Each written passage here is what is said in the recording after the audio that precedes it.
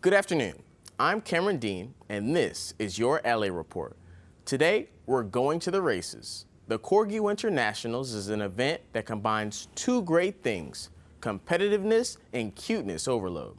The dog race features about 100 canine competitors, but one Corgi in particular had a performance that deserved a round of applause.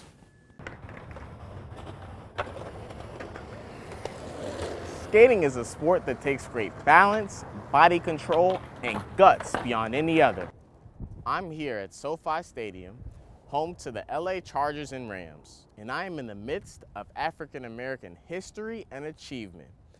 SoFi Stadium is housing the Kinsey Art Collection, an African American museum that highlights Black history and artists around Inglewood and the greater Los Angeles area.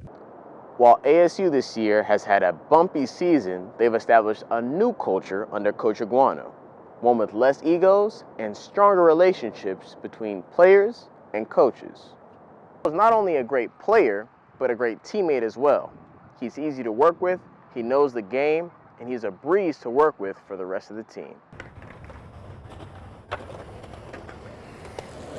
Skating is a sport that takes great balance, body control, and guts beyond any other. Skaters often scale half pipes, long bars, and various other obstacles. Imagine having to do it with limited or no vision at all. Skater from Los Angeles, Coco Automa, does it every single day.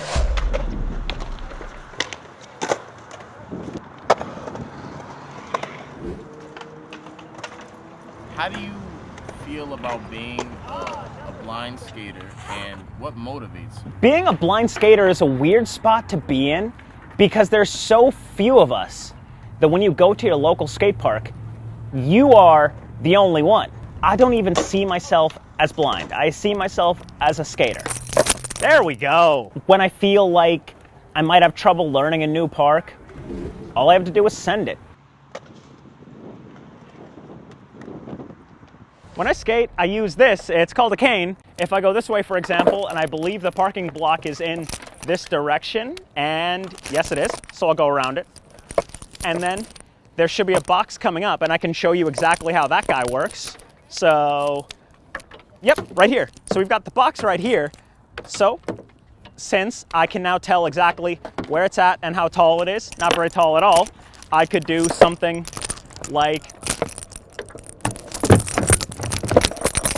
that was so sketchy, but I'm counting it. What is your level of vision at this point? So I was born with near perfect sight, and I was also born with this condition called Leber's congenital amaurosis. It would only be around age 12 to around age 16 that it would start being a rapid decline. Sometimes I'll catch a shadow, sometimes I'll catch a shape, but not much of anything. All of that is to the tune of 2,600. Constantly having to rewrite how you do things was the most emotionally painful thing I've ever had to experience in my life. But I woke up one day and I decided that I didn't want to feel that way anymore. And that was when I started going from skating as a casual thing that every kid in the neighborhood could do to actually being serious about it and trying to go pro. And you've competed in various competitions. I've skated in a few different contests. I've competed in Grind for Life Tampa Adaptive Division. I've competed in the Josh Comer Memorial Skate Jam at Fontana Skate Park. That was more of a street league or Olympic style contest.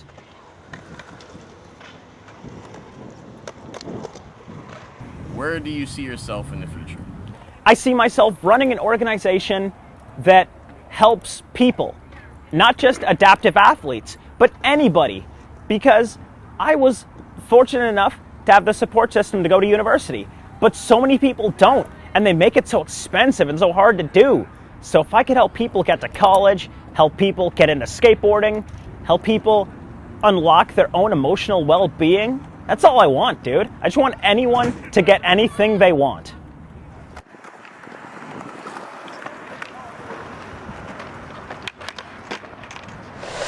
I want you to blindfold yourself, just to show you, because even standing on a skateboard when you can see is hard. And now put one foot on and keep the other foot on the ground and just shuffle along for 1 second, and then if you feel comfortable, put both feet on, but just give that a shot. Just keep it out in front of you. Keep the stick out in front of you. It's difficult. I'll take that back from you. And All right. I'm here at SoFi Stadium, home to the LA Chargers and Rams, and I am in the midst of African American history and achievement. SoFi Stadium is housing the Kinsey Art Collection, an African American museum that highlights Black history and artists around Inglewood and the greater Los Angeles area. I don't think there's any other NFL stadium that has an exhibition such as the Bernard and Shirley Kinsey exhibit here. When you think about the Kinsey collection, it is a traveling exhibition. It has been to many different cities around the world, but this is definitely a first of its kind for us here at SoFi Stadium, and a first of its kind for the Kinsey collection to be housed in a stadium in the NFL.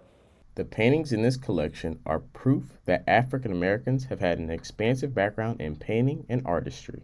One of the real things that we've tried to do is to put in the whole artistic part. So here's a painting by an African-American painter, Grafton Tyler Brown, 1899. So Black people were painting in the 19th century successfully. Amongst this collection of African American art is the Emancipation Proclamation, a document that allowed Black Americans to fight in the Civil War for their freedom. Many documents like this are around this museum and keep the history of Black Americans alive.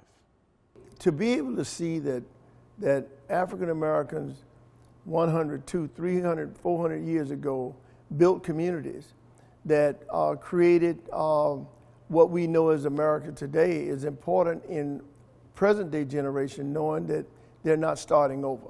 In addition to powerful art and artifacts that display the history of African Americans, this collection also has a section called Continuum, which features contemporary artists from Inglewood and greater Los Angeles who inspire a bright future informed by a dynamic past. This is called Barbershop by George Evans. This is actually a depiction of his father in the barber chair and his father's barber. They were best friends. And so this is a tribute to his father and that generation while speaking to something that is very important to Black culture as well as Black art in terms of these generational stories. Continuum and the rest of the Kinsey collection is a successful example of how art in common, non-traditional settings can reach and impact broader audiences. I would love it if it was a normal thing where venues of all kinds had arts and culture experiences, looked at their walls as opportunities to engage and to impact instead of keeping them bare where people just pass by them and don't get anything from it. For us, it was how do we continue to find ways to reflect the richness of culture that is here in Inglewood. This is America's history, so it was really important for us to display that and bring it to the culture here. In Inglewood, California, with videographer Chimela Peter, I'm Cameron Dean, Cronkite News. ASU football has had its fair share of drama in the past, with the mass resigning of coaches earlier this year amid an NCAA investigation on recruiting violations by the ASU program. Since then, the team has struggled to keep its players coming into the 2022 season, but the team has turned a page and is starting fresh. Everybody's been focused on the little things and details in practice, making sure that we all have the right fits. We've been focused on stuff like off the field, like academics and everything, making sure we're 100% on that too. So I feel like it's been beneficial for the program. While ASU this year has had a bumpy season, they've established a new culture under Coach Iguano, one with less egos and stronger relationships between players and coaches. He set a type of culture that we're going to work hard and we're going to be relentless no matter what. He preaches that every time we get into a meeting room. He says, the coach is going to be relentless, and us players, we got to be relentless. So that's kind of the mindset he set. It's been very, very family oriented. So, he's one guy, he's a head coach. He's going to touch everybody, make sure you feel his presence. So, that's one of the big things is he's just going to let you know he's there, and he's going to let you know that he cares. We're more emphasized on holding each other accountable. Like accountability has become a really big thing on this team. That's really benefited us on games now. So Drama around the team has left with the past coach, and now the team can start anew. Although adversity with a new coach is never easy, the Sun Devils are pushing through, head first, trying to redeem themselves this season. For Cronkite News, I'm Cameron Dean, signing off. Cole Martin was ranked second in the state at cornerback and 18th in the nation. He recently committed to the University of Oregon, which will allow him to be closer to family. His father, Demetrius Martin, is the new defensive back coach for the school and played a pivotal role in his decision to commit. I know that was huge. I mean, Coach Lannon called me and told me that he was going to hire my dad. And, you know, from that, it was already kind of set in stone that I wanted to commit. So with him getting hired over there, it was the final little piece for it. Cole elaborated on the dynamic between him and his father and had this to say about the relationship. He's a father first. I mean, you know, he's a DB coach that is very respected in the coaching world. So to be able to have him in my corner and just be a father figure and then coaching on the other 50% of the time, it's huge. Cole is not only a great player, but a great teammate as well. He's easy to work with, he knows the game, and he's a breeze to work with for the rest of the team. With faculty, with the administration, with other students, like he's just a great ambassador for the program in terms of like he's a great kid, fantastic personality, obviously a great student in the classroom, very respectful, picking up his teammates and holding himself accountable. It just bodes well for and shines a good light on Basha High School and Basha football. Besides being a model teammate and ambassador for the team, Martin is a force on the defensive side and an absolute showtime player. Defensive back coach Kenny Harper can attest to his talent and tenacity. When it comes to Cole, it's business as usual. It's an absolute joy to coach Cole Martin. He's a very intelligent player. He's a physical player. He's aggressive, student of the game. He's been taught very well. Cole grew up in the football business. A lot of players do it for recreation, but that's the family business when it comes down to the Martins. Cole initially started at Hamilton High School, who has been a powerhouse in football for the past decade.